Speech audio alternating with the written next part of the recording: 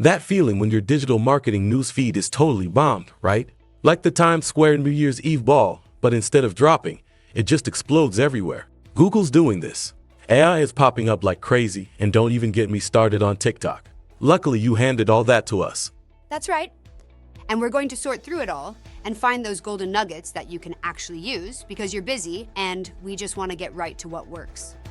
Exactly. Speaking of those aha moments, HubSpot is going all in on AI. Did you see that? With Breeze, they're saying they can automate your entire marketing workflow. I don't know about you, but part of me just wants to escape to an island with no algorithms. Yeah, it's a lot, I hear you. But before you book that flight, here's the thing with all this AI hype. A new study by SAS found that while 90% of CMOs are investing in AI marketing tools, like the same amount admit they don't even really understand how to use them strategically. Wait, so 90% are just throwing money at AI without a real plan? That's like, I don't know, buying a super expensive espresso machine because it looks fancy, but you really just drink instant coffee. So for our listeners who might be feeling that pressure to jump on the AI train, what should they do? Focus on tools that actually address your specific challenges. Don't just go for the shiniest new thing with all the bells and whistles. You know, like if your biggest problem is personalizing your emails, find an AI tool that specializes in that. So really understand the why. You're not just buying the hype, you're buying the solution. Okay, so this next one is a bit of a curveball. There's a huge push for user privacy. But what does that even mean for marketers who need data? It's like solving a mystery with like half the pieces missing. I like that analogy, and it's a tough one for sure. Google, for example, is rolling out something called confidential matching. And it's supposed to protect data, but still let advertisers target their ads effectively. Basically, it's matching your ads to users based on like broader categories instead of personal info. But how effective is confidential matching really? Is this a small change or a seismic shift? And what about Meta? They're not just watching Google play with user data, are they? You're right. Meta is definitely making moves too, especially around third-party data. You know UTMs, right? Those little codes you attach to URLs. Yeah, UTNs. They're like those breadcrumbs you leave on the internet to see where your site traffic is coming from. Exactly. Well, Meta is limiting how much information those little breadcrumbs can carry. And that's true. Just the beginning, custom audiences, which are like crucial for targeting. Those are affected too. And Instagram is going all in on teen privacy with stricter rules. So it sounds like the days of just spraying and praying with your targeting are done, right? Marketers are gonna have to step it up, be more clever, maybe get a crystal ball. Yeah, you're not wrong. First-party data is everything now. Building trust, showing that you actually care. That's how you get that direct connection. And I bet that's where having amazing content comes in. You can't buy your way in anymore. Gotta earn it. Exactly. Think top-notch content that people actually connect with, plus experiences tailored to them, and of course, respecting their privacy. It's a whole new ballgame. A game where being creative and knowing how to tell a good story might just put you ahead. Almost makes all this algorithm stuff worth it. But speaking of, can we talk about Google for a sec? Oh, we have to. It's like, you know that friend who loves to pull pranks? You never know what's next, but it'll be interesting for sure. Yeah, like that August core update. People were losing it. What even happened? And why is this update different from all the others? Right. They love an update. This one really shook things up, though. Some sites took off, others not so much. And the key takeaway is that Google cares about one thing above all. So no more just shoving keywords everywhere on your website? Nope. When was the last time you actually used Google yourself? Good point. You wanted info that was relevant, trustworthy, and easy to find, right? True. And honestly, when I'm actually looking for something, a well-designed site makes a difference. If it looks like it's from the Stone Age, I'm out of there. Exactly. And Google knows it. They're even making ads super obvious in the search results. Like they're saying, hey, no more tricks.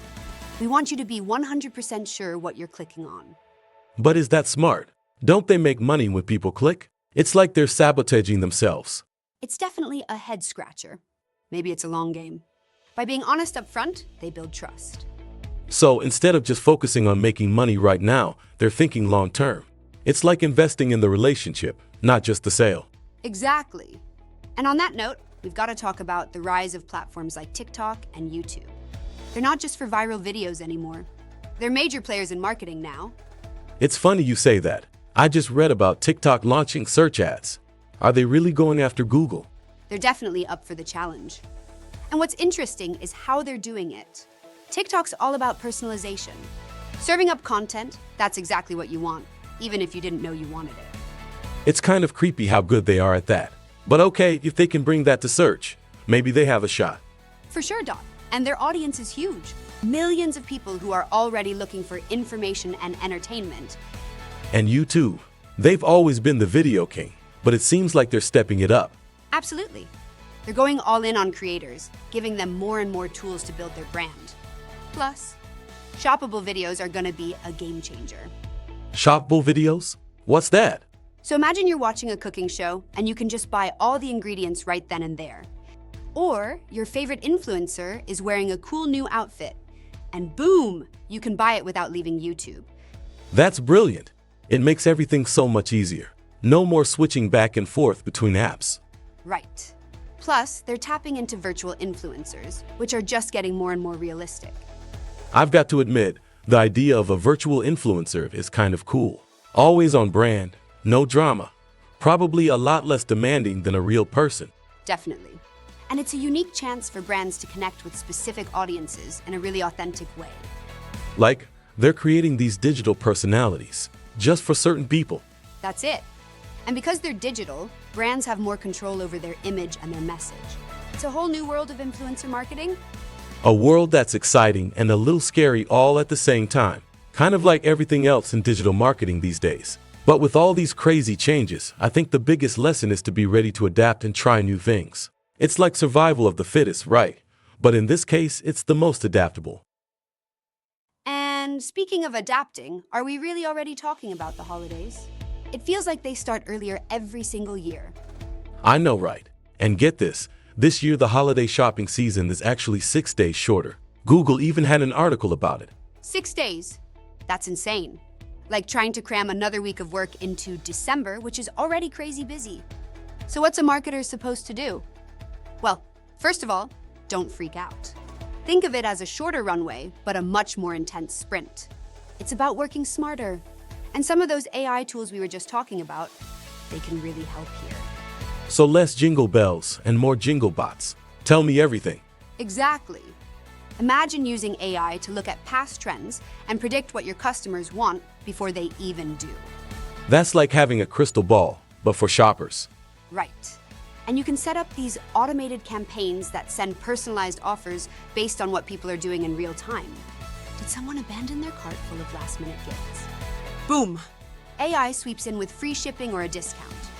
Okay, that's actually amazing. But with all this automation, are we losing that, human touch that makes the holidays special? That feeling when you find the perfect gift. That's so important, and honestly, it doesn't have to be one or the other. We're not talking about replacing human connection, just making it even better with technology.